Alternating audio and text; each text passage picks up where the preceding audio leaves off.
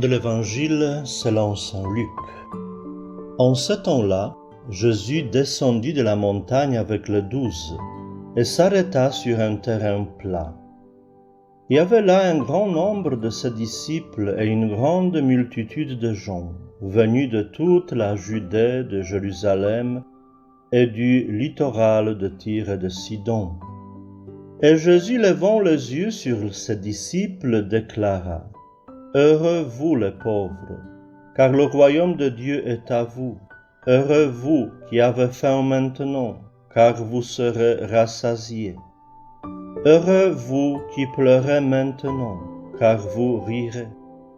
Heureux êtes-vous quand les hommes vous haïssent et vous excluent, quand ils insultent et rejettent votre nom comme méprisable à cause du Fils de l'homme. Ce jour-là, réjouissez-vous, tressaillez de joie, car alors votre récompense est grande dans le ciel. C'est ainsi en effet que leurs pères traitaient les prophètes. Mais quel malheur pour vous les riches, car vous avez votre consolation. Quel malheur pour vous qui êtes repus maintenant, car vous aurez faim. Quel malheur pour vous qui riez maintenant, car vous serez dans le deuil et vous pleurerez. Quel malheur pour vous lorsque tous les hommes disent du bien de vous. C'est ainsi en effet que leurs pères traitaient les faux prophètes.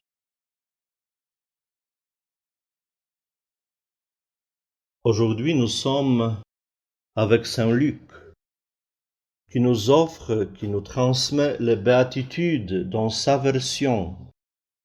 Béatitudes prononcées par Jésus dans la plaine. Pour bien comprendre ce message de Jésus transmis dans les béatitudes selon saint Luc, il nous faut le mettre dans le contexte de ce chapitre, ça veut dire chapitre 6 de son évangile où l'évangéliste les avait placés. Donc nous voyons qu'autour de Jésus, il y a déjà des pharisiens qui commencent à critiquer Jésus et qui cherchent à l'accuser. De l'autre côté, nous voyons les disciples qui viennent d'être nommés apôtres et commencent à participer dans la mission de Jésus. Ils descendent de la montagne où ils étaient élus vers la plaine pour approcher les gens. Donc, nous voyons les foules autour de Jésus qui présentent sa compréhension de la foi.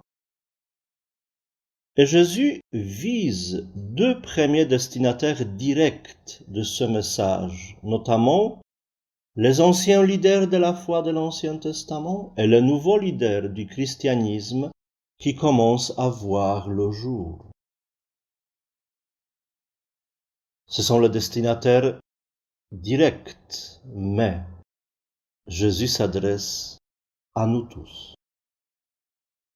En récitant aujourd'hui les béatitudes dans l'Église, nous sommes habitués à la version donnée par saint Matthieu, qui cependant diffère de la version donnée par saint Luc que nous méditons aujourd'hui. Regardons quelques nuances pour mieux comprendre ce message qui est caché dans l'évangile de saint Luc. Chez Matthieu, Jésus annonce les béatitudes étant sur la montagne, alors que chez Luc, il les annonce dans la plaine, après avoir quitté la montagne. Matthieu donne 8 béatitudes, et pourtant Luc nous transmet le nombre réduit de 4. Mais chez Luc, ces 4 sont accompagnés par 4 malheurs. Chez Matthieu, Jésus présente ces béatitudes comme un idéal, en utilisant les formules non directes, alors que chez Luc, Jésus levant les yeux sur les disciples, Jésus commence à réciter ces béatitudes en s'adressant directement, en utilisant vous. Vous qui êtes pauvres, vous qui pleurez, il s'adresse directement. Cela ne reste pas très généralisé, comme l'idéal présenté sur la montagne, mais comme une réalité vécue en bas, là où les gens vivent. Luc concrétise encore davantage son message par utiliser le mot maintenant. Heureux vous qui avez faim maintenant. Chez Matthieu, les disciples sont parmi les gens. Les 12 ne sont pas encore élus, alors que chez Luc, c'est le premier enseignement donné par Jésus après avoir nommé les apôtres, comme pour leur dire « Vous n'êtes plus les observateurs de ma mission, mais les participants actifs de cette mission. » Par quelle voie? En suivant ce message de béatitude. Mais en complétant les 4 par 4 malheurs, Jésus, comme voulait dire, soyez vigilants, pour ne pas devenir comme des pharisiens, soyez les témoins de ce chemin de béatitude. Voilà le destinataire direct, les pharisiens qui représentaient l'Ancien Testament, et les nouveaux apôtres qui représentent une nouvelle mentalité, Nouveau Testament. Où sommes-nous dans cet évangile? Premièrement, l'enseignement de Jésus n'est pas abstrait. Jésus descend vers là où nous vivons. Il nous voit de près. De la montagne, on voit bien, mais largement. Mais d'en bas, on voit plus précisément, parce qu'on est plus proche des réalités.